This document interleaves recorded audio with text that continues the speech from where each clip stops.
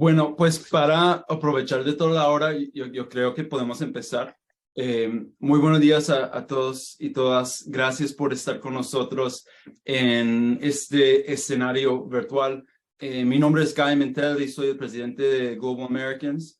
Global Americans es un think tank aquí en Washington que se dedica al fortalecimiento de las relaciones entre los países de las Américas y el Caribe, enfocándose más que todo en temas de derechos humanos, el desarrollo y la democracia.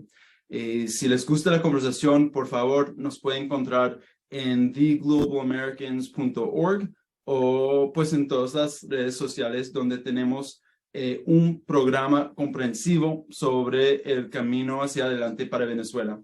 Y ahí, pues en nuestra página web se puede también encontrar análisis y informes sobre muchos de los temas que vamos a discutir hoy. Entonces, hoy pues tenemos una conversación sobre el escenario político en Venezuela y los retos que tiene Venezuela para el futuro. Antes de empezar con esta conversación, quiero dar las gracias a unos miembros del equipo de Global Americans, incluso Jackson Mim, Adam Ratzlaff, Bo Carlson, Alejandro Trenki, Camila Leone y Caio Pereira. También quiero empezar dando las gracias a nuestros panelistas. Con nosotros tenemos un panel de lujo. Lamentablemente nuestra querida amiga María Jiménez no puede estar con nosotros hoy, pero seguramente vamos a verla en muchos paneles de Global Americans en el futuro. Entonces, pues empezamos con nuestro panel. Luis Vicente León es el presidente de Data Analysis, una empresa encuestadora venezolana con actividades en la región andina, Centroamérica y el Caribe, y también es uno de los más expertos observadores de la crisis de Venezuela y su relación con la comunidad internacional. Michael Penfold es profesor titular del Instituto de Estudios Superiores de Administración en Caracas y también es un Global Fellow con el programa de América Latina en el Wilson Center en Washington. Su libro, El país que se muerde la cola, conflicto político, redemocratización y negociación en Venezuela, sale publicado en Dabar Editores en febrero de este año. Stefania Vitale es investigadora en ciencias políticas y candidata a doctora por el Centro de Estudios del Desarrollo de la Universidad Central de Venezuela y es economista con magíster en gerencia pública y ha sido profesora en la Universidad Católica Andrés Bello. Su área de investigación se centra en el autoritarismo, democratización, partidos políticos y la descentralización. Bueno, pues ahora empezamos con la primera ronda de preguntas, pero también quiero avisar a nuestra audiencia que si pues tienen preguntas, por favor no duden en usar la función de pregunta y respuesta en su pantalla.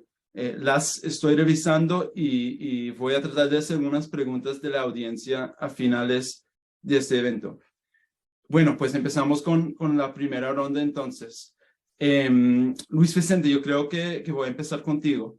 Y tal vez, Luis Vicente, para empezar, para pintar un panorama del escenario político en Venezuela hoy, uno de los cambios más importantes de las últimas semanas fue el voto de disolver el gobierno interino el 30 de diciembre de 2022. Juan Guaidó lideró el bloque de legisladores que buscaba mantener el gobierno interino. ¿Nos puede explicar un poco más, Luis Vicente, sobre cómo llegó la oposición a tomar esta decisión, qué significa y también, pues, cómo ha sido la reacción popular a esta decisión? Sí, bueno, primero encantado de estar aquí y gracias por la invitación. Mira, yo creo que primero esto no es un tema nuevo. Ya en el año 2021 había habido una propuesta para disolver el gobierno interino que no contó con la mayoría de los votos de la Asamblea Nacional y al final termina ratificándose a lo largo de todo en el año 22. ¿Qué ocurre? A lo largo de este año pasado se profundiza la diferencia, la fractura dentro de la propia oposición. Y comienza a verse mucho más abierta la diferencia entre los opositores que querían un proceso de negociación política para avanzar en la flexibilización de sanciones, en el tema petrolero, en algunas negociaciones con el gobierno, en fortalecer el proceso de México, buscando salidas para, primero, obtener recursos que atendieran a las necesidades de la población y segundo, también negociar algunas condiciones políticas que no necesariamente eran condiciones perfectas, ni competitivas, ni totalmente democráticas, pero que abrieran el camino a la participación de la oposición en el futuro, una vez que la oposición había tenido una caída muy importante de su conexión popular. Pero había otro grupo más concentrado en el gobierno interino, precisamente, aunque hay otros actores que lo apoyaban, que sentían que la estrategia tenía que mantenerse, que la estrategia anti-Maduro, sin reconocer a Maduro, sin negociaciones reales, sin ceder absolutamente nada en el proceso político, era lo que había que mantener, era la estrategia correcta y sobre todo tratar de mantener las figuras que habían sido creadas, como el gobierno interino, que era el único que podía generar una relación, según ellos, con el gobierno americano, con la comunidad internacional, pero además eran una especie de protector de los recursos y activos de Venezuela en el exterior y su representatividad política. Esas dos fuerzas se enfrentan. Y obviamente, en la medida en que va avanzando el tiempo, la oposición se deteriora más, su capacidad de relacionarse con las masas es totalmente deprimida, los líderes políticos se difuminan completamente, comienza a haber una gran presión por avanzar en el proceso de negociación, buscando algunos cambios políticos que le den vida de nuevo a la oposición. Bueno, esa pelea se tradujo en una fractura prácticamente imposible de resolver y que las fuerzas mayoritarias que eran y se fueron consolidando alrededor de la búsqueda de negociaciones políticas y sobre todo camino a la participación de la oposición en las elecciones tanto presidenciales como las megaelecciones posteriores que puedan renovar la Asamblea Nacional, consiguieron que era indispensable simplemente cambiar completamente la estrategia y eso partía por la eliminación del gobierno interino.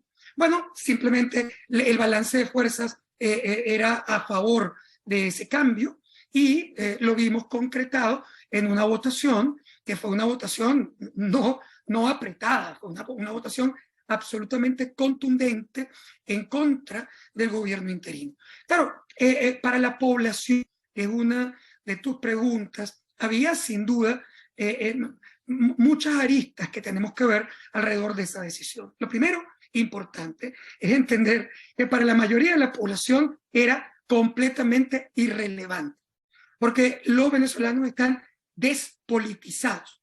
Es decir, la mayoría de la población venezolana no tiene ningún interés en este momento en el discurso y en el debate político venezolano. Eso no quiere decir que no quieran cambios, o no quiere decir que si tú les preguntas no estén dispuestos a votar en contra del gobierno la mayoría. Pero no están interesados, conectados, no siguen noticias y por lo tanto hacer un debate estaba mucho más dado en los clústeres de interés político de la población masiva en Venezuela. Y hoy también lo es. Es decir, mucha parte de la población ni entiende, ni sabe, ni está enterado de lo que ahí realmente ocurrió. Pero en los segmentos que sí tenían de alguna manera información o interés, por supuesto se generaron algunos temas interesantes. En la matriz de opinión nacional, el gobierno interino estaba completamente debilitado. La mayoría de la población siente que tenía que buscarse una estrategia distinta. No reconocen a Guaidó o no reconocían a Guaidó como presidente de nada. Y su nivel de conexión y popularidad se había deteriorado dramáticamente, tanto que había bajado de 61% en el año 2019 a menos de 18% este año. Por lo tanto, había un deseo de cambio. Pero lo que sí es verdad es que se colocaron muchos temas en contra de la eliminación del gobierno interino por parte de los actores que tenían interés en preservarlo, como por ejemplo la idea de que perder el gobierno interino era perder la representatividad de Venezuela, la relación con los Estados Unidos, la capacidad de proteger y manejar los activos de Venezuela en el exterior, y eso genera siempre, obviamente, ciertos temores. Hoy, luego de esa eliminación, lo que dice la evidencia es que no era cierto. Estados Unidos reconoce la figura de la Asamblea Nacional, reconoce su derecho de cambiar al gobierno interino y tomar una decisión que era una decisión democrática. Y por otro lado, la propia Asamblea mantuvo los directorios del Banco Central, de PDVSA, y crea un comité de protección de activos externos, y Estados Unidos reconoce esas figuras. Por lo tanto, ese temor empieza a desaparecer, y creo que ahora están pasando la página en el debate político hacia lo que pueda ocurrir más en las elecciones primarias, en las elecciones presidenciales y en el refortalecimiento de la oposición a futuro. Gracias, Luis Vicente. Estefanía, el 5 de enero la Asamblea Nacional votó a Dinora Figuera, integrante de Primero Justicia, como presidenta, a Marinela Fernández de Un Nuevo Tiempo como vicepresidenta, y a Aristela Vázquez de Acción Democrática como segunda vicepresidenta. ¿Nos puede contar más sobre este grupo de personas, las tres viviendo en España y los Estados Unidos, y tal vez más sobre cómo ves la oposición hoy en día y su habilidad de superar divisiones internas? Muy buenos días y muchas gracias por la invitación a Global Americans. Bueno, en primer lugar, yo creo que llama la atención que la directiva, sus miembros, estén afuera, ¿no? Yo creo que quizás fue un cálculo de anticipar que el gobierno, a cualquier intento de mantener, así sea simbólicamente, en pie a todo lo que es el contingente de la Asamblea, del contingente legislativo de 2015, y a través de esa selección, es un desafío, representa un desafío para el gobierno, por lo cual anticipan y escogen a miembros que están fuera del país. Esa al menos es mi lectura, más allá de temas de género y de pronto de no reposar costos políticos en caras mucho más visibles dentro del liderazgo de la oposición. Pero yo creo que aquí lo importante es tomar en cuenta lo siguiente, y también siguiendo el hilo también de Luis Vicente, ¿no? Número uno, aquí tenemos que reconocer que estamos frente a una consolidación autoritaria. Si bien el gobierno liderado por Nicolás Maduro, la coalición, no está cómoda, y ese es el incentivo por el cual siguen teniendo interés de estar sentados en una mesa de negociación, aquí ha habido una consolidación autoritaria. Ha habido varias transformaciones del régimen político desde hace unas décadas, de esa democracia imperfecta. Hoy tenemos esto. ¿Y qué tenemos del otro lado? Bueno, hay que reconocer una derrota de la oposición. Una derrota de la oposición de cara al gobierno liderado por Nicolás Maduro, pero también, y en línea a lo que señalaba Luis Vicente, también de cara a la población, porque hasta hace unas semanas el gobierno interino y en paralelo la plataforma unitaria, que todavía sigue en pie, es esa representación de la oposición. Y vemos a una población despolitizada, además no solo en términos de los estudios de opinión, podemos revisar además el nivel de participación de las elecciones regionales de 2021, más allá del carácter de la elección, solo el 40% fue a votar. Entonces ya allí se prendieron todas las alarmas. Entonces tenemos que tomar en cuenta esto. Y además también hay una oposición derrotada o que está sufriendo un nivel bajo de credibilidad frente a sus habituales aliados internacionales.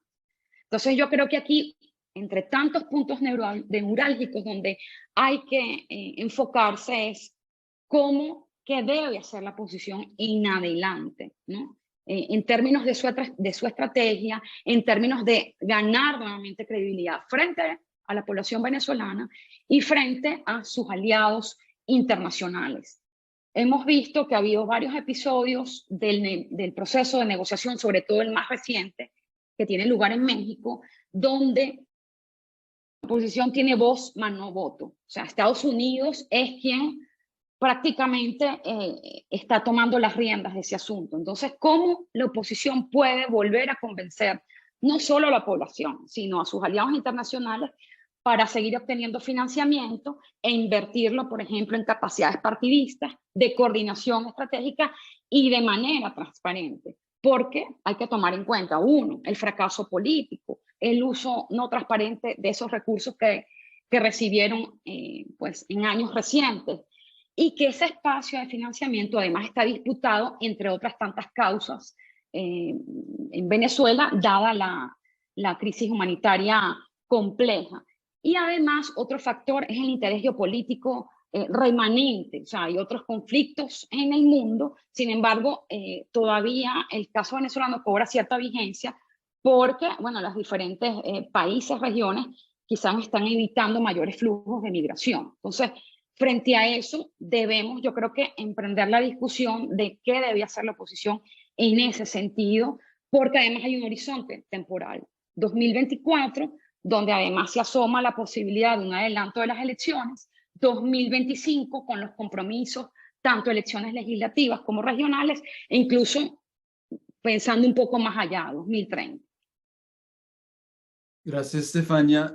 Michael, quiero darte la oportunidad de responder a lo que han dicho Estefania y Luis Vicente, pero también quiero preguntarte más sobre la reacción internacional alrededor de esta decisión de disolver el gobierno interino. Del lado de los Estados Unidos, yo vi que el Departamento de Estado de los Estados Unidos hizo una declaración de que sigue reconociendo la Asamblea Nacional de 2015 como la única institución elegida democráticamente en Venezuela. Pero pues aquí en Washington, el 5 de enero, la Embajada de Venezuela, dirigida por Carlos Vecchio, cesó sus operaciones, y también hay otros 34 embajadas en el extranjero controladas por representantes de Guaidó que también han cesado sus operaciones. Entonces, Michael, ¿cómo ves la reacción internacional en cuanto a esta decisión de disolver el gobierno interino, hablando tanto de la perspectiva de los venezolanos en el extranjero, como la perspectiva de los gobiernos que anteriormente eran parte de este grupo de Lima? Gracias, Guy, gracias a Global American por la invitación. Mi percepción es que la variable internacional en el caso venezolano desde hace varios años atrás, sobre todo desde que Biden ganó la presidencia en los Estados Unidos, ha venido marcando y ha sido la variable más importante para entender muchas de las cosas que están sucediendo en Venezuela. Para empezar, Biden ya había marcado una diferencia muy importante con Trump en su política exterior, una política exterior que quería usar sanciones más como incentivos para promover una salida negociada electoral, no una ruptura ni necesariamente un quiebre interno dentro de la coalición chavista, sino un proceso que pasaba por acuerdos políticos. Europa ya en el 2020, con el fin, digamos, del periodo constitucional de la Asamblea Nacional, también ya había marcado un fin al interinato, con algunas muy contadas excepciones, entre ellas Inglaterra, que todavía no había ejercido el Brexit, pero que mantenía su reconocimiento, y pasaban a reconocer fundamentalmente a la Asamblea Nacional y a Guaidó como un líder entre diversos pares de los partidos políticos. También habíamos tenido un cambio en América Latina muy importante, que se había iniciado desde Argentina, Chile, México, pero que el evento más importante sin duda es el ascenso de Petro a la presidencia en Colombia, que marca un cambio mucho más radical incluso que el cambio que ya venía dando Biden, de pasar a reconocer y abrir la embajada en Venezuela y tratar de buscar acuerdos comerciales y políticos que le dieran una salida al tema venezolano. Entonces, todo esto, digamos, los fundamentos internacionales del interinato ya se venían resquebrajando desde hace un tiempo atrás, ¿no? A mí lo que yo sí creo es que ha habido recientemente algunos cambios internacionales también que son fundamentales entenderlo. El primero es el tema petrolero, es decir, es la guerra de Ucrania, la invasión Rusia a Ucrania, que plantea incluso un dilema para el chavismo que había optado por bypassear sanciones vendiendo petróleo fundamentalmente en Asia, en China, con grandes niveles de descuento, pero que digamos, la guerra en Ucrania y la invasión rusa básicamente planteaba un dilema para Venezuela porque por un lado perdía un actor fundamental para bypassear sanciones, que pasaba a ser el Banco Central ruso altamente sancionado y que ya no lo podía utilizar el sistema financiero ruso para poder hacer las operaciones que estaba haciendo, y por otro lado pasaba a competir con Rusia obligando a Venezuela a dar descuentos muy altos en China. Entonces Venezuela no podía aprovechar el incremento de precios y eso lo ponía en un dilema. Y el chavismo pasa a ver cómo se reinserta en el mercado petrolero occidental, donde un diálogo con los Estados Unidos también pasaba a ser fundamental, que fue lo que ocurrió en marzo del año pasado, cuando varios funcionarios del Departamento de Estado y de la Casa Blanca visitaron Miraflores, y que ha terminado en este proceso de apertura, digamos, petrolera limitada con el tema de la licencia de Chevron. El segundo elemento central acá es que el interinato ya había dejado de ser el actor fundamental. Y eso ocurrió cuando se inició el proceso de México en agosto del 2021, precisamente a las puertas de un proceso electoral regional donde Europa por primera vez en más de 8 años iba a participar como observador electoral, donde se reconocía que el representante político de la oposición es la llamada plataforma unitaria, no el interinato. El interinato no estaba directamente representado en ese proceso de negociación donde la plataforma unitaria pasaba a ser el actor fundamental. Entonces, yo lo que veo es que ha habido esta recomposición. Ahora, aquí la pregunta es dónde está el chavismo y dónde está la oposición en términos de sus alternativas.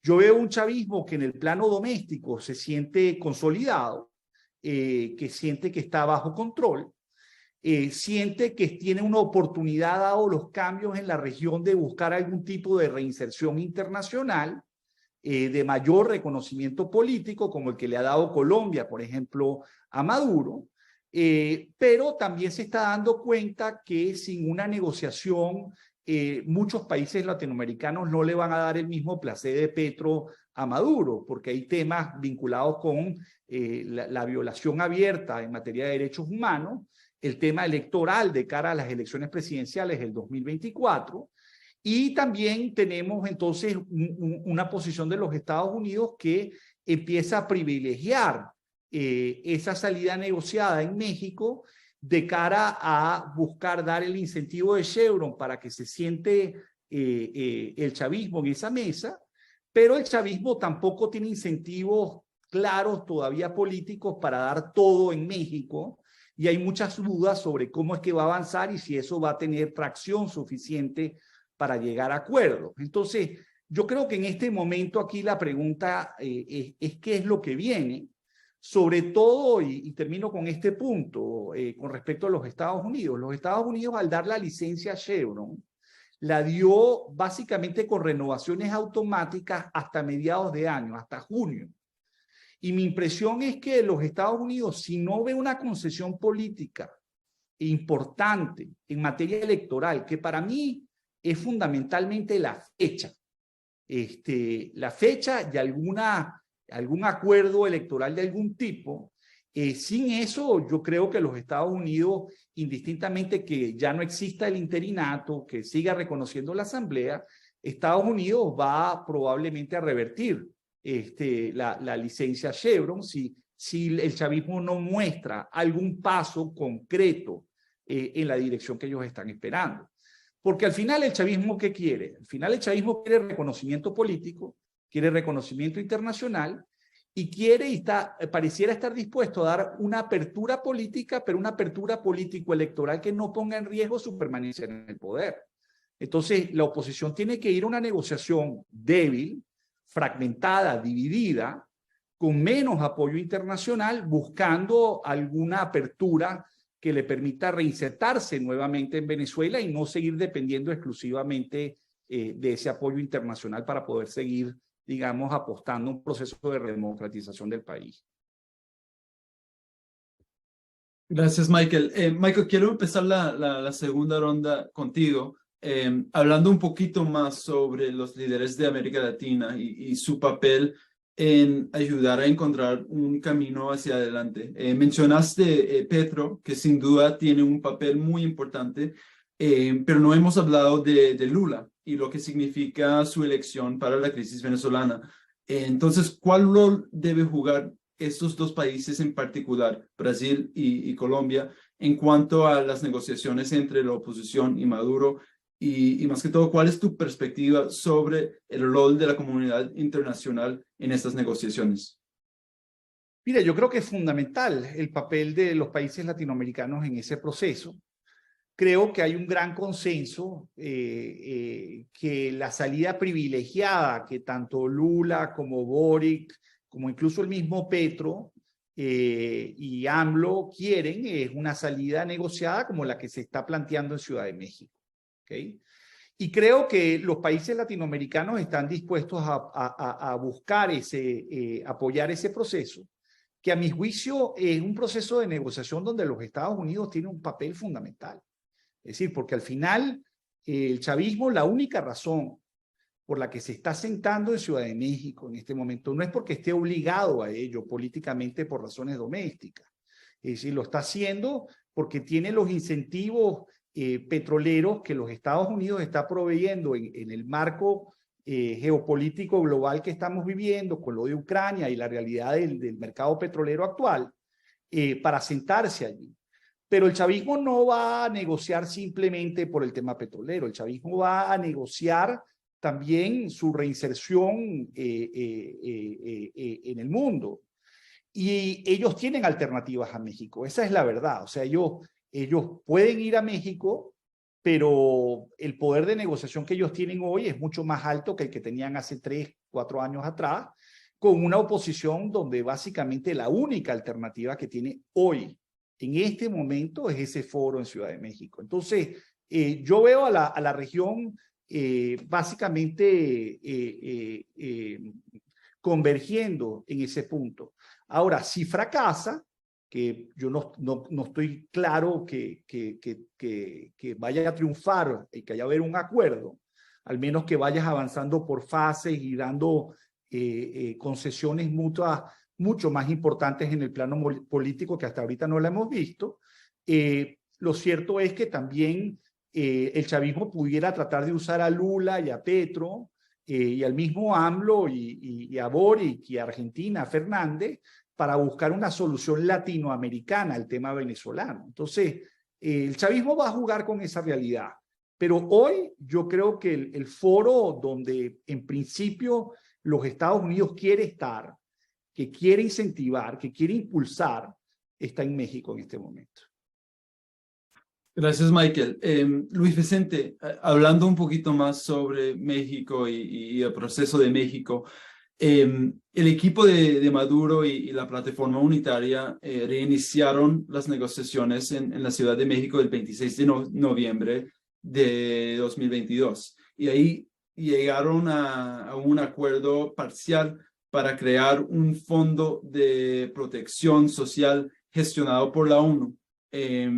Desde noviembre no se han celebrado más reuniones oficiales, Luis Vicente. Entonces, ¿qué opinas o qué opinan la mayoría de los venezolanos sobre las negociaciones en este momento? Y yo creo que pues lo vamos a hablar con más profundidad sobre estos temas en un ratico, pero mientras que hay la posibilidad de primarias dentro de la oposición este año y también unas elecciones en 2024, ¿ves los partidos negociadores dedicando lo suficiente para adelantar estas negociaciones en México? Sí, bueno, en efecto, hubo, no inició una negociación en México en noviembre, ¿no? Las negociaciones realmente son mucho más viejas y han estado, México casi que fue el escenario donde se firmaron los acuerdos a los que se habían llegado en Caracas y en Washington y en muchos otros lugares, porque a lo largo de todo el año se plantearon infinitas reuniones, muchísimas. La más importante quizás era la negociación petrolera, que por supuesto tenía a todo el mundo alrededor de ella por su impacto, por el tema económico, por los intereses también de Estados Unidos, etc. Pero la segunda pata de la negociación fue precisamente ese acuerdo social. Originalmente se llamaba acuerdo humanitario, pero el gobierno venezolano exigió cambiar el nombre por un acuerdo social. Ese acuerdo social se concentraba fundamentalmente en tratar de descongelar algunos recursos venezolanos en el exterior para dedicarlos a atender algunos problemas importantes, sociales, de infraestructura, productivos en Venezuela. Al final, el acuerdo que se llegó fue un acuerdo marco, no es muy específico, sino general, donde en teoría se podían descongelar unos 3.000 millones de dólares que iban a ser manejados específicamente a través de un fideicomiso que manejaba la ONU y donde no tocaba los recursos ni el gobierno ni la oposición venezolana. Había un acuerdo genérico de hacia dónde se deberían utilizar esos recursos, pero el manejo de esos recursos era completamente externo al sistema político venezolano. Bueno, eso fue lo que se firma en México junto a la licencia de Chevron, porque al final, para ir a México, esas eran las dos condiciones: tener la licencia de Chevron, la licencia restringida de Chevron, y tener el acuerdo social. ¿Qué ocurre después de esa firma? Lo que ocurre después de esa firma es que no se ha podido avanzar mucho, así como sí se avanzó en el tema petrolero, y Chevron ya está operando, despachando petróleo y generando de alguna manera su actividad en el área del acuerdo social, se quedó pasmado por ahora. ¿Por qué? Bueno, porque surgieron muchos elementos complejos en el camino, como por ejemplo, Estados Unidos dice que no puede garantizar que al descongelarse recursos de Venezuela, los acreedores de Venezuela no puedan ir inmediatamente contra esos recursos que jamás pudieran llegar al fideicomiso de la ONU. Y tendría que ser la ONU la que hiciera malabares para poder eventualmente proteger esos recursos de los acreedores venezolanos. Por supuesto, la posición de ONU no es proteger ningunos recursos de los acreedores y ella está dispuesta, obviamente, a atender las necesidades, sobre todo eléctricas, etcétera, que se decidió, pero tiene que recibir los recursos de manera absolutamente transparente, libre y no representar un riesgo legal para ella. Entonces, hasta que eso no se resuelva, y la verdad, aquí me empato con algo que dijo Michael en términos de las negociaciones. El único que puede resolver ese problema es Estados Unidos, porque el único que puede establecer mecanismos de protección de esos recursos para que puedan ser orientados a la atención social es que Estados Unidos los proteja, específicamente como protege los activos de Citgo, como protege los activos de Venezuela en el exterior de los acreedores. Si eso no ocurre, la posibilidad de avanzar está muy limitada. Y el gobierno venezolano congeló cualquier negociación de México hasta que no se resuelva el tema del acuerdo social, porque se siente burlado, porque de alguna manera la negociación sí se hizo con la participación de los Estados Unidos, pero la solución parece que no está tan clara, que Estados Unidos está dispuesta a hacer elementos adicionales para que pueda concretarse. El tema de las primarias al que te refieres, yo creo que al final vale la pena decir que la oposición y el gobierno venezolano siguieron negociando el acuerdo social después de todo esto. Y en este momento, en efecto, se está discutiendo. Cuando digo en este momento, es en este mismo momento. Se está discutiendo con el gobierno americano sobre el tema de cómo resolver esos bloqueadores en el tema social. Con las primarias están en juego. Y el hecho de que haya sido defenestrado el gobierno interino, digamos, introduce ruidos en el proceso, pero no cambia nada. El propio Guaidó ha manifestado su intención de ser candidato en esas elecciones primarias y es muy probable que nosotros veamos la ejecución de la elección primaria el año que viene. Sin embargo, es importante entender que el objetivo de las primarias es el que no está claro. Es decir, no está claro que se pueda cumplir. Tú puedes tener unas elecciones primarias, pero el objetivo central de la elección primaria es terminar en un candidato unitario para las elecciones presidenciales. La pregunta es, ¿las elecciones primarias en efecto van a escoger un candidato que toda la oposición y la población venezolana va a considerar el candidato unitario de la oposición? ¿Van a participar todos los actores fundamentales dentro de esas primarias?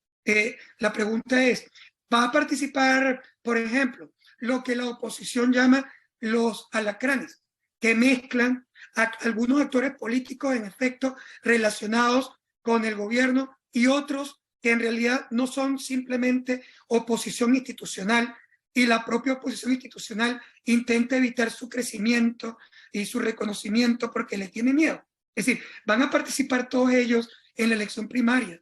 Si no participan, es muy simple la respuesta. Si no participan, te va a ocurrir igual que en la elección regional.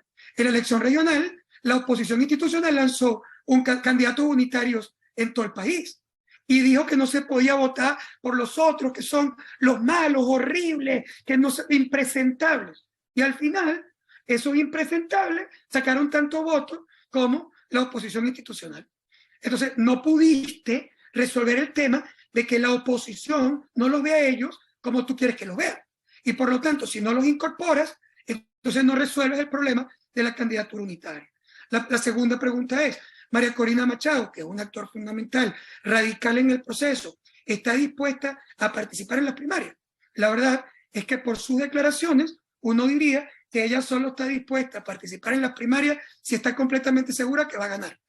Es decir, pero si no va a ganar, o se pueden generar alianzas dentro de la oposición que le ganen a la popularidad, porque la primaria no la gana quien sea más popular, la primaria la va a ganar quien tenga la capacidad de establecer las mejores alianzas que muevan votantes en todo el país.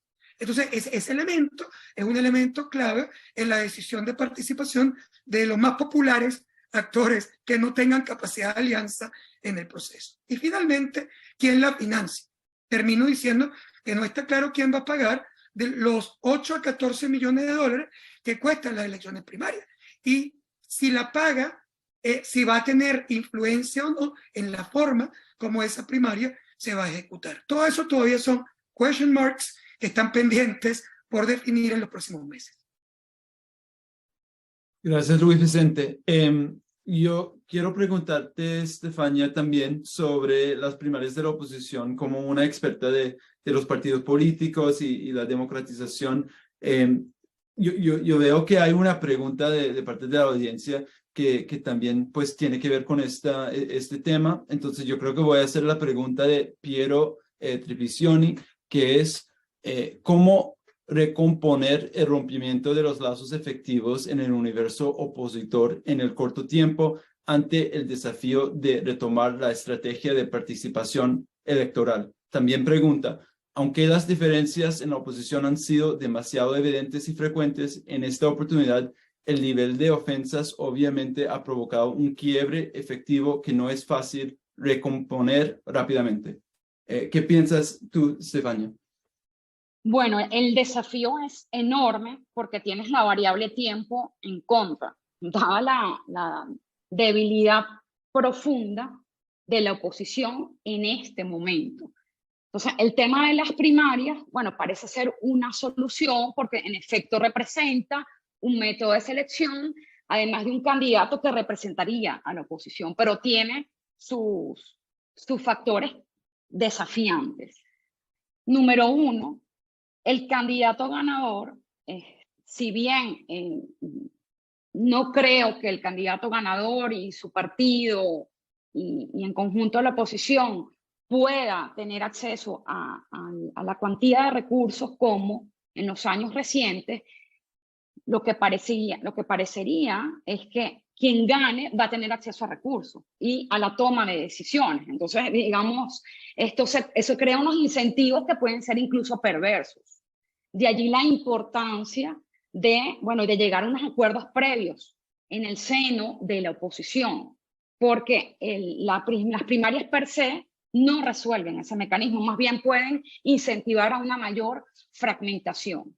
No solo por eso, también tenemos otro factor que hay que tomar en cuenta, que hay una proliferación de candidaturas, precandidaturas, y podría ser el ganador de esas primarias alguien que represente simplemente una minoría movilizada. Entonces, eso también hay que tomarlo en cuenta. Y también hay un asunto aquí importante, ¿no? Es los candidatos que participarían, ¿para qué van a utilizar las primarias? O sea, las primarias las están considerando para, en efecto, pues asumir un rol como candidato presidencial en el momento que ocurran esas elecciones. De allí la importancia de generar unos acuerdos previos, pero evidentemente hay unos desafíos. O sea, la oposición hoy en día está debilitada. Este episodio, el gobierno interino, pues ha profundizado las diferencias. Y yo creo que pareciera que en este momento la coordinación estratégica debe darse entre actores y grupos y partidos de oposición que realmente crean que las instancias electorales, los eventos electorales forman parte del camino a una solución negociada que, como además decía Michael, tiene que ser por partes. Y eso creo que pues simplemente conlleva un deslinde de aquellos que no crean digamos, en una visión estratégica que tome en cuenta las elecciones, al igual que desmarcarse de ciertos actores que podrían haber sido cooptados por parte del gobierno. Ahora bien, aquí hay que tomar en cuenta que todo aquel bajo la retórica de ciertas voces dentro de la oposición que no compartan su visión o su perspectiva del conflicto es considerada una voz crítica, puede ser considerada como cooptación. Entonces, aquí hay que tomarse el asunto bien en serio y decir, bueno, realmente quién de esos actores son cercanos al gobierno, desmarcarse, pero también desmarcarse de actores porque si no, esa coordinación estratégica no se va a dar. Y aquí hay un problema grave de representatividad frente a la población y frente a aquellos que pueden darte ese espaldarazo, tanto en la región como Estados Unidos, que sigue siendo un actor clave, más allá de su interés actual propio, circunscrito dentro del asunto petrolero. Entonces yo creo que es importante tomar en cuenta que la elección, las elecciones, primarias de la oposición tienen esos desafíos, pues, tienen envueltos esos incentivos perversos y que hay que atenderlos ex ante. Considero que eso es lo que debería, y creo que de pronto aliados internacionales podrían incluso generar pues unas exigencias en torno a que la elección primaria sea considerada para la elección presidencial y no simplemente para retomar o tomar el liderazgo de la oposición. Gracias, Estefania. Michael, quiero darte la oportunidad de responder a lo que han dicho Luis Vicente y Estefania sobre las primarias, pero también quiero preguntarte ahora sobre la situación económica y la situación humanitaria en Venezuela hoy. Porque, pues, por un lado hay una percepción de que la economía venezolana ha tenido una recuperación pequeña. Por otro lado, todavía hay una crisis humanitaria que requiere la atención de la comunidad internacional y todos los actores dentro de Venezuela. Yo sé que en una entrevista con los New York Times en octubre de 2022 dijiste que los Estados Unidos están viendo la crisis humanitaria con consternación y dándose cuenta de que tiene que traer algún tipo de solución a Venezuela. Entonces, mi pregunta es, ¿qué deberíamos esperar en el año 2023 en cuanto a la situación humanitaria y la ayuda que puede proporcionar los Estados Unidos? Fíjate, con el tema económico, mi visión es básicamente una realidad petrolera. O sea, el chavismo logró recuperar producción entre el 2020 y el 2020 y el 2020 y el 2021, aumentó producción de 350, terminando en una producción alrededor de 680.000 barriles diarios en promedio. Y hoy sigue estancada en esos 680.000 que a veces suben a 700.000. Es decir, el primer semestre del 2022 fue un buen semestre en términos de crecimiento, pero ya a partir del segundo semestre estabas viendo un estancamiento, acompañado además de un proceso del gabinete económico de Maduro, que estaba tratando de rebolivarizar la economía a través de este impuesto a las transacciones financieras, que terminó generando un problema inflacionario tremendo en Venezuela a finales de este año. Entonces está en una situación, digamos, económica muy frágil, porque a mi juicio cualquier recuperación en este momento para el chavismo pasa básicamente porque Chevron pueda operar y Chevron pueda aumentar la producción en 150.000 barriles diarios. Entonces, el upside para ellos depende fundamentalmente de un actor, que es Chevron, cuyo renovación de la licencia en mayo o junio va a depender de un actor internacional que es los Estados Unidos. Entonces, eso es lo primero. Yo creo que es fundamental entenderlo allí, porque el chavismo necesita no solamente renovar esa licencia, sino que además los Estados Unidos sí tienen un dilema que enfrentar frente a Europa, porque no le puedes dar las mismas condiciones, unas condiciones exclusivas, una especie de cuasi monopolio a Chevron sin otorgárselo a otros brokers americanos o a otros operadores internacionales americanos o operadores europeos que están siendo, digamos, de alguna manera discriminados porque no tienen las mismas condiciones de Chevron. Entonces, en la medida en que pase el tiempo, los Estados Unidos y los europeos van a presionar a la OFAC básicamente para conseguir condiciones similares. Entonces, yo veo que eso en el plano, digamos, petrolero tiene un impacto en lo político, que es que el chavismo va a tener que entregar algo concreto en los próximos 3-4 meses en Venezuela. ¿Qué es lo que puede entregar? Yo creo que va a entregar una fecha electoral. Eso es lo que yo pienso que va a entregar. ¿Okay? Tu pregunta sobre el tema humanitario es importantísima. O sea, el tema humanitario sigue siendo fundamental en Venezuela. Los niveles de pobreza extrema, de vulnerabilidad sanitaria, de desnutrición, siguen siendo cifras exorbitantes.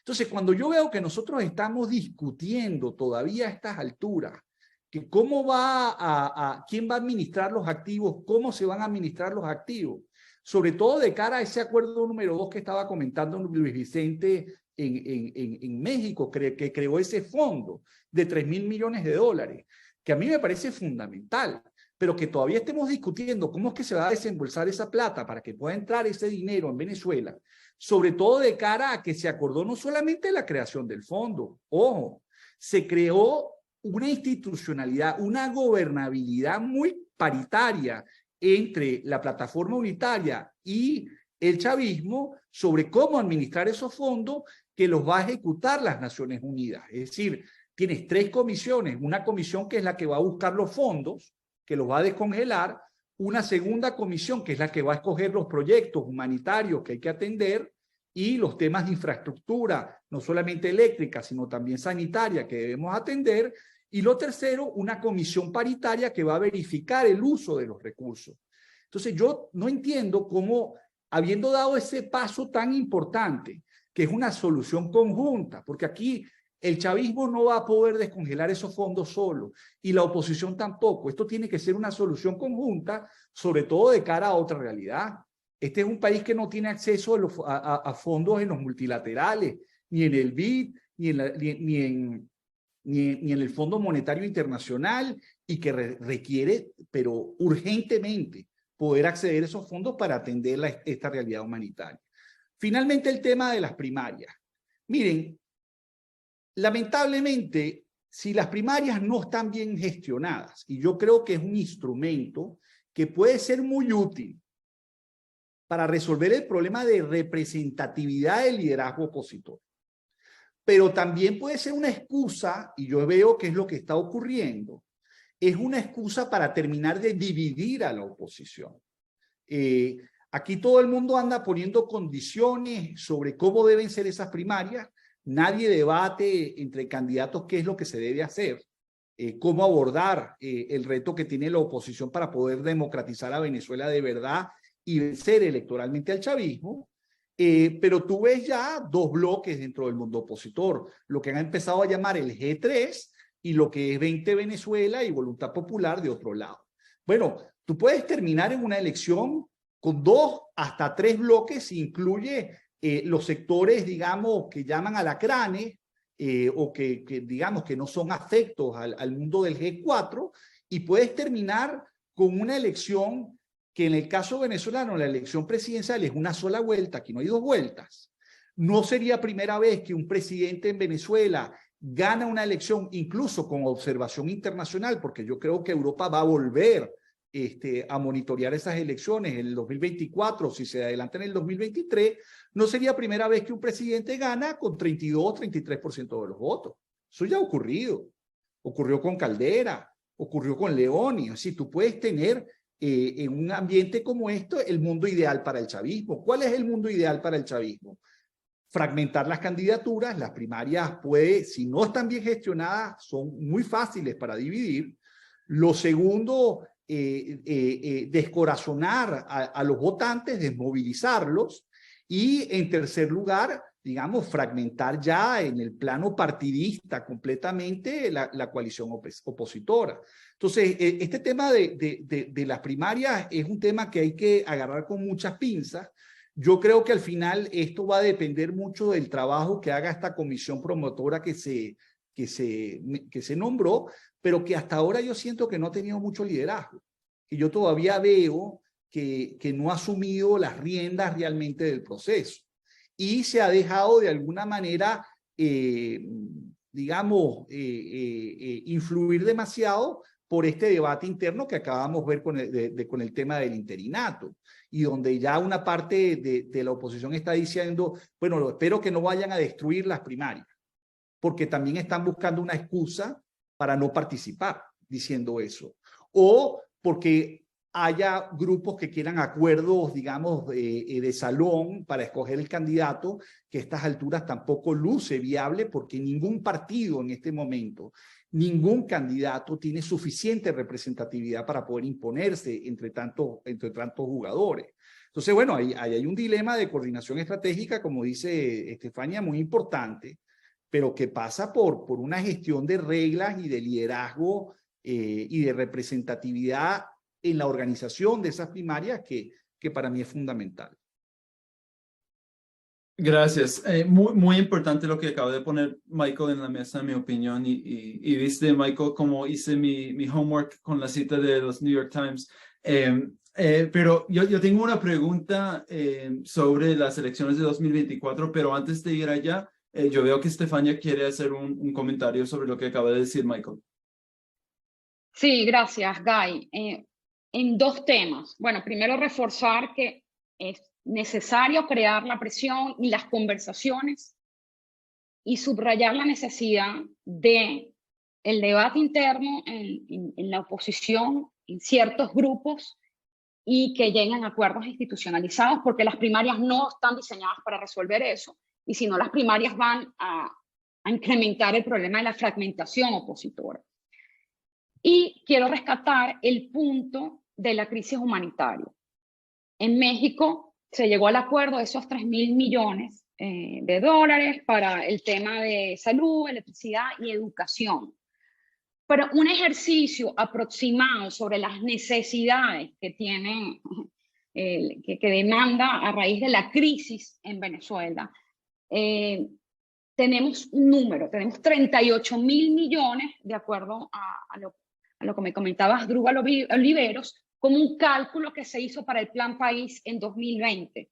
Tenemos 38.000 millones de dólares, tomando en cuenta además que el PIB nominal de 2022 son 60.000 millones de dólares. Entonces, eso nos ilustra que las necesidades para Venezuela son abismales, ¿no? Y además también rescatando lo que decía Michael con el tema de la necesidad de financiamiento del Fondo Monetario, y apenas estamos en una discusión donde todavía no sabemos cómo se va a operativizar y qué mecanismos finalmente se van a poner en práctica para unos 3.000 millones de dólares. Entonces eso es realmente preocupante y alarmante.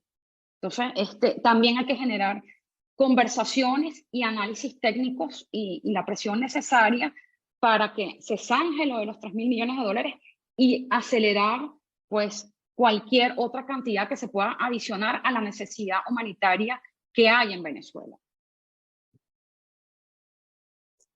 Gracias, Estefania. Luis Vicente, tenemos una pregunta sobre las elecciones de 2024. Ted Pincus pregunta, pues mirando hacia el futuro y más que todo hacia las elecciones de 2024, Maduro ha mencionado la posibilidad de adelantar las elecciones generales para el año 2023. Luis Vicente, ¿crees que eso todavía es posible o probable?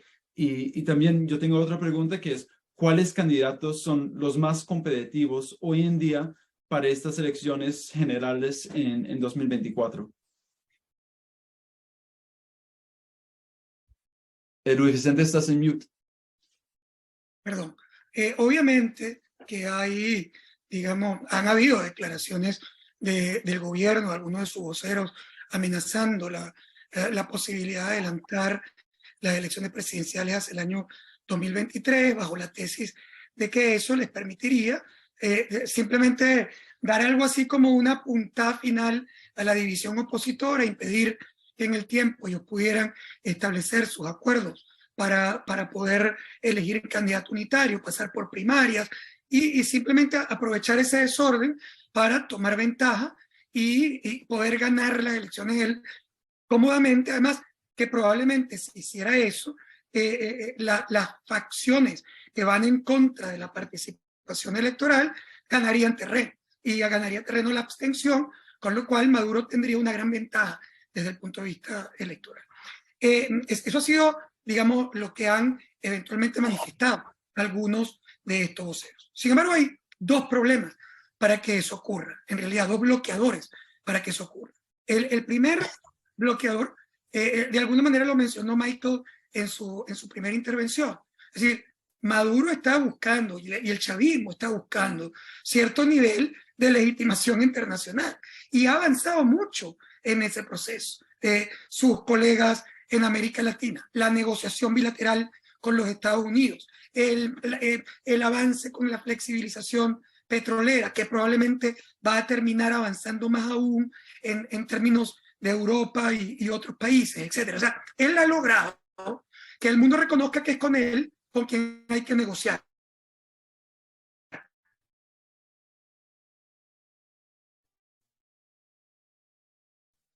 Se fue la conexión de en ese terreno.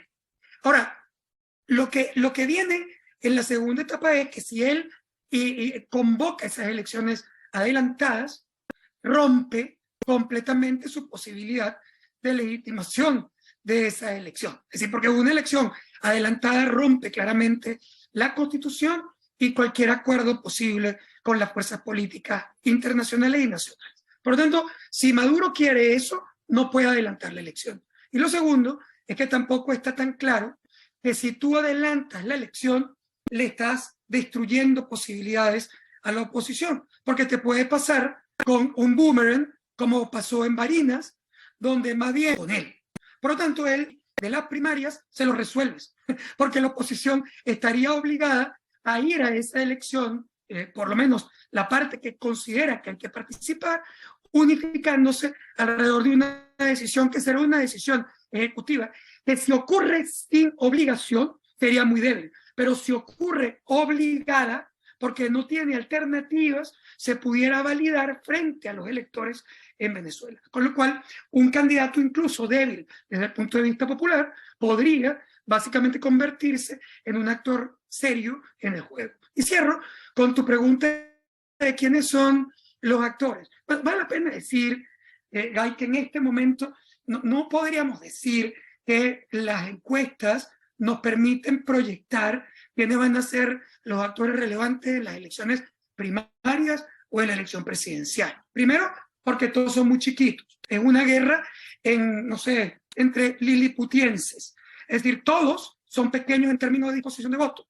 Las diferencias son de 3 a 10% en disposición de voto. Por lo tanto, oye, de 3 a 10, cualquier evento en el entorno, cualquier cercanía con la elección puede mover dramáticamente los resultados.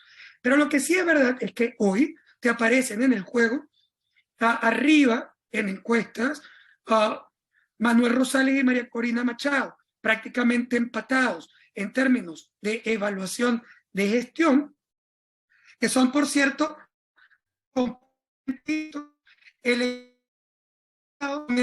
extremo radical. Y los dos compiten básicamente en los colas de esos segmentos. Pero luego te aparece creciendo Enrique Capriles, que ha venido de alguna manera retomando posiciones importantes en términos de las encuestas. Y finalmente, siempre tienes que considerar que hay outsiders potenciales que pueden dar una sorpresa en el juego. Si nosotros incorporamos, por ejemplo, actores completamente disruptivos, como un humorista que llama el Conde del Guácharo, o sea, el Conde del Guácharo te aparece por encima de cualquiera de los dos líderes que he mencionado en términos de apoyo, de evaluación de gestión, aunque no todavía en disposición de voto. Pero más que él en particular, lo que te están diciendo es que quieren algo distinto, diferente, y que pueden estar atraídos por una oferta de outsider que sigue siendo un riesgo importante para el sector político. Gracias, Luis Vicente. Yo quiero hacer una última ronda de preguntas, pero con respuestas bastante cortas porque ya hemos llegado a 1 hora. Y la pregunta es para todos. Para terminar esta conversación, tal vez en un lugar positivo, con todo lo que ha pasado en el último año, ¿qué te da esperanza para Venezuela en el año 2023? Empezando con Stefania. Gracias, Guy. Bueno, fíjate lo siguiente, hemos comentado que en la oposición está muy debilitada, muy fragmentada, la población despolitizada. Pero también cabe notar que, y quizás esto también con base en un trabajo que escribí junto a la doctora María Jiménez, doctor Juan Manuel Traqui, el doctor Guillermo Aveledo, sobre que la oposición a lo largo de estos años, el foco fue en el terreno subnacional, tuvo un potencial desaprovechado, evidentemente tomando en cuenta un régimen que venía autocratizándose, ¿no? Tomando en cuenta esa variable, nosotros a raíz y a través de una serie de indicadores señalamos cómo se ha desaprovechado un potencial de la oposición, ¿no? Y que en términos de una elección al final del día, claro que es importante la participación y la abstención, pero eso no es tan determinante hacia la capacidad de la oposición, sino lo que es la coordinación estratégica.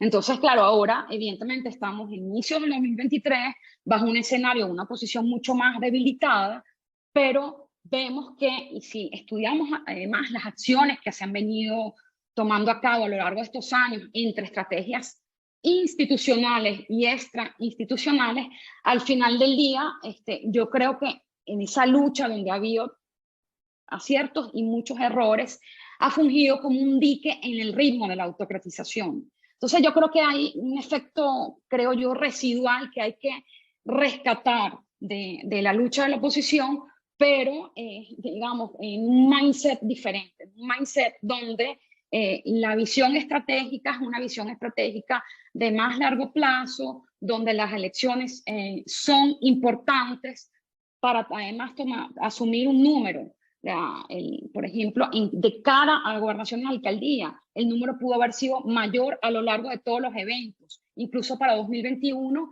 y la oposición, si bien teniendo potencial, no ha ganado más de 8 gobernaciones desde el año 2000. En 2021 solo gana 4, gana un número determinado de alcaldías. Hay el episodio de Barinas. El episodio de Barinas es un episodio muy ilustrativo de lo que es la coordinación estratégica, tanto en el primer como en el segundo ciclo de esa elección misma de Barinas. Entonces, bueno, yo creo que podemos tomar en cuenta que hay un potencial que se puede reforzar, reinvertir y evidentemente eso pasa porque la coordinación estratégica se dé entre actores que creen en una misma visión y para ello necesitan evidentemente acceso a recursos, porque los propios partidos están debilitados, la misma instancia de coordinación estratégica que amerita unas reglas, una institucionalidad, necesita dinero. Entonces, eso hay que tomarlo en cuenta. Yo creo que sí, hay que tomar en cuenta 2024, al igual que en 2025 hay unos compromisos increíbles para no abandonar el terreno político. En la medida que la oposición ocupe instancias a nivel regional, legislativo, etcétera, es en la medida que, y además de cara a movilizar a la sociedad civil, es en la medida que puede presionar para mayores recursos, etcétera. Es decir, participar dentro del sistema político, vis a vis a una negociación que se dará por partes y ver cómo podemos encaminar esto hacia una democratización. Gracias, Estefania. Michael, la misma pregunta para ti. Mira, mis expectativas es que en el primer cuatrimestre deberíamos ver algún anuncio importante por parte del chavismo que le permita a los Estados Unidos renovar la licencia de Chevron, sin la cual el chavismo le va a quedar muy difícil reinsertarse en los mercados occidentales, ¿okay? Principalmente Estados Unidos y Europa también. En segundo lugar, yo creo que al final la oposición llega a esta negociación tarde. Esta es una negociación que la oposición debió haber hecho hace varios años atrás. Optó por una estrategia, digamos, de ruptura que le costó carísimo a pesar de todo el apoyo internacional que tuvo desde el punto de vista doméstico. Quedó muy debilitada, muy fragmentada. Entonces, lo que puede obtener la oposición en esa negociación hoy es una reinserción electoral de cara a una elección presidencial que yo sí creo que puede ser adelantada. De repente no en el 2023, finales del 2023, pero sí principios del 2024. Pero en todo caso, para que la oposición pueda competir realmente en una elección que va a ser semicompetitiva, a mi juicio, que se va a parecer mucho a las condiciones que se obtuvieron para las elecciones regionales del 2020, la oposición necesita concentrarse en escoger un candidato, idealmente a través de primarias, que cumpla 4 condiciones básicas, porque es que no está en unas circunstancias normales. La primera es un candidato que pueda ganar la elección, ¿okay? La segunda es un candidato que pueda cobrar esa elección, es decir, que lo acepten del otro lado, que tiene mucho que perder si entrega el poder. Lo tercero, que pueda gobernar, porque aún ganando la oposición, va a enfrentar una Asamblea Nacional que no controla, que tiene supermayoría chavista, así no la reconozca. Tiene un Tribunal Supremo que tampoco controla, que es capaz de intervenir judicialmente en las elecciones, como lo hizo en Barinas, y que logró después la oposición ganarla en el plano electoral. Y entonces necesitas, además, no controlas las gobernaciones, no controlas la mayoría de las alcaldías, y por lo tanto necesitas poder gobernar, si tienes un candidato que pueda generar unos consensos mínimos. Y finalmente necesitas un candidato que claramente diga que no va a repetir.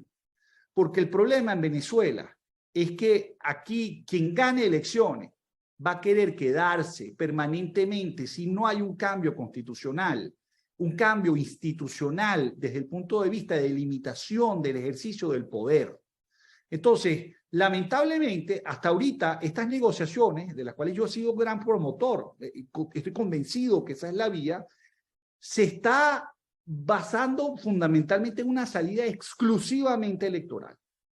Y yo creo que eso es una parte de la ecuación, pero no creo que es toda la ecuación. Porque si desde el punto de vista opositor, Maduro llegase a ganar una elección que pactó en esa negociación y la gana, el chavismo va a consolidar toda su hegemonía en la asamblea, su hegemonía en el control del sistema judicial, su hegemonía en las regiones y las alcaldías, y su hegemonía sobre el control de la presidencia, que en el caso venezolano lo es todo. Entonces hay mucho en juego. De modo que yo aspiro y creo que si bien yo entiendo que el mundo internacional quiere salir del tema venezolano, porque ya ha sido una crisis muy larga, muy profunda, con unos efectos económicos adversos para todos en la región, con la crisis migratoria más grande que se ha vivido en el hemisferio occidental, lo cierto es que este tema institucional de fondo también hay que abordarlo, porque sin eso, la recuperación de largo plazo en Venezuela va a ser muy limitada. Así logremos reinsertarnos nuevamente desde el punto de vista petrolero. Gracias, Michael. Y Luis Vicente, para cerrar, ¿qué te da esperanza para Venezuela en el año 2023? Sí, fíjate, yo creo que las decisiones, por ejemplo, recientes de la oposición en términos de provocar un cambio, de enfrentarse, fue difícil, fueron ataques, groserías, insultos, bots, mucha plata invertida en desacreditar al otro, todo eso es verdad. Pero lo cierto es que la oposición primero ejerció su derecho democrático de que la mayoría decidiera lo que tenía que hacerse y que no se iba a dejar manipular básicamente ni por las condiciones generales, ni por los costos de las redes sociales, sino que simplemente se tiró a hacer lo que considera básicamente que era indispensable y que, por cierto, coincidía con la demanda de la mayoría de la población y que además abre las puertas a la negociación política, porque tú has eliminado en Washington una de las partes más importantes de bloqueadores de los procesos de negociación política en Venezuela. ¿No está claro? O sea, yo creo que hay que decir las cosas por su nombre. Es decir, con el derecho completo que tienen la fuerza. Si yo creo que la negociación es negativa, yo tengo todo el derecho a tratar de buscar los mecanismos para parar esa negociación, para bloquearla, para hacer los acuerdos con los senadores americanos más radicales que estén en contra de la negociación con Maduro. Es decir, yo tengo ese derecho. Pero bueno, como la mayoría ejerció también su derecho de cambiar, ahora abriste unos canales de negociación que van a estar mucho más abiertos que lo que hemos tenido en los últimos años. Por lo tanto, las negociaciones ganan terreno. Y yo creo que siendo yo un actor absolutamente proclive a la negociación, creo que es una buena noticia y que te da esperanza para consolidar algunos elementos que son importantes. Yo, a ver, también completamente transparente. ¿Cuál es la probabilidad de que tengamos una elección democrática en Venezuela en el año 2024 y que todas las fuerzas, todo sea competitivo, transparente, abierto? O sea, un límite que tiende a cero. Esa es la probabilidad de que tú tengas una elección democrática en Venezuela en el 2024. Ahora, lo que no es cero es la probabilidad de que tú tengas una elección.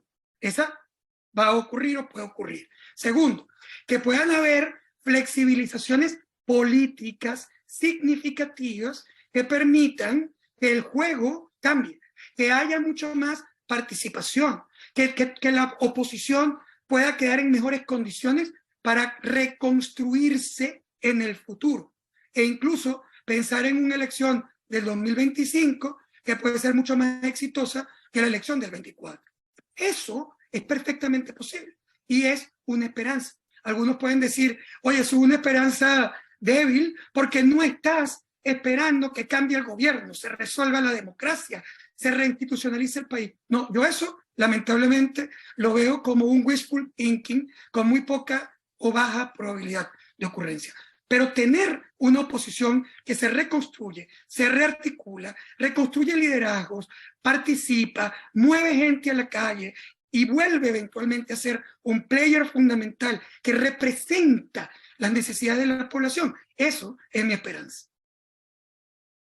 Gracias, Luis Vicente. Yo creo que sí, ya ha llegado la hora. Ha sido una conversación buenísima y antes que nada quisiera decir muchas gracias a todos y todas por su tiempo y presencia. De nuevo, si quieren leer más sobre nuestro análisis sobre Venezuela y sobre todo el hemisferio, nos pueden encontrar en las redes sociales y en nuestra página web, que es theglobalamericains.org. Gracias a Michael Penfold, a Luis Vicente León, a Estefania Vitale. También gracias a todo el equipo de Global Americans, al apoyo de la Fundación Zampa y a nuestra audiencia hoy. De parte de Global Americans, muchas gracias de nuevo y hablamos pronto. Gracias.